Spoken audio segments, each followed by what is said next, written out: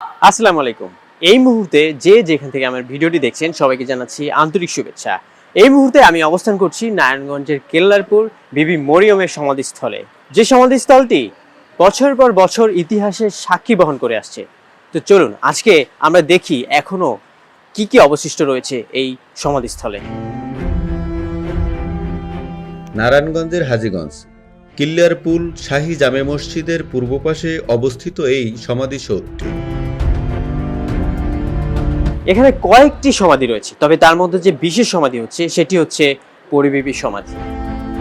মুঘল সুবেদার শায়েস্তা খানের আমলে নির্মিত বলে ধারণা করা হয়। ঐতিহাসিকদের মতে এখানে শায়িত বিবি মরিয়ম ছিলেন শায়েস্তা খানের কন্যা অথবা নিকটাত্মীয় কেউ।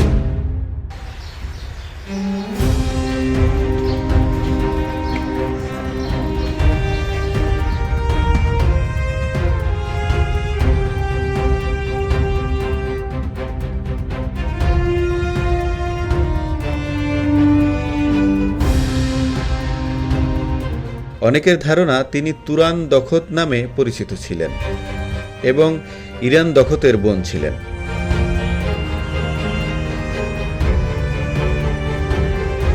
সমাধি ও এর পাশের মসজিদের নির্মাণকাল আনুমানিক ১৬৬৪ থেকে ১৬৮৮ খ্রিস্টাব্দের মধ্যে।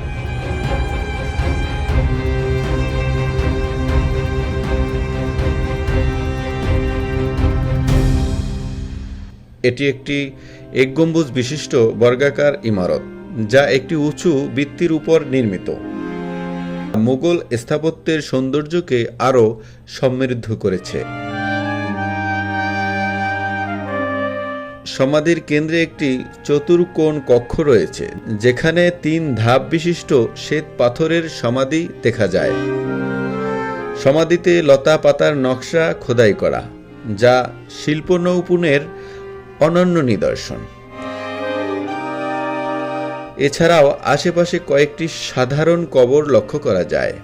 সমাধির পশ্চিম পাশে অবস্থিত ৩ গম্বুজ বিশিষ্ট বিবি মরিয়ম মসজিদও একই সময়ে নির্মিত বলে ধারণা করা হয়। এই স্থাপনাটি দেশের গুরুত্বপূর্ণ ঐতিহাসিক হিসাবে বিবেচিত। ইতিহাস প্রেমী ও দর্শনার্থীদের কাছে এটি এক আকর্ষণীয় স্থান, যা মুঘল যুগের গৌরবময় স্মৃতিকে আজও বহন করে চলছে।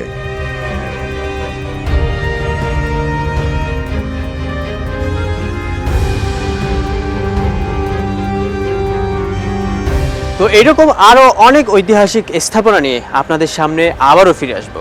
সে পর্যন্ত ভালো থাকবেন, সুস্থ থাকবেন। দেখা হবে আবারও। আল্লাহ হাফেজ।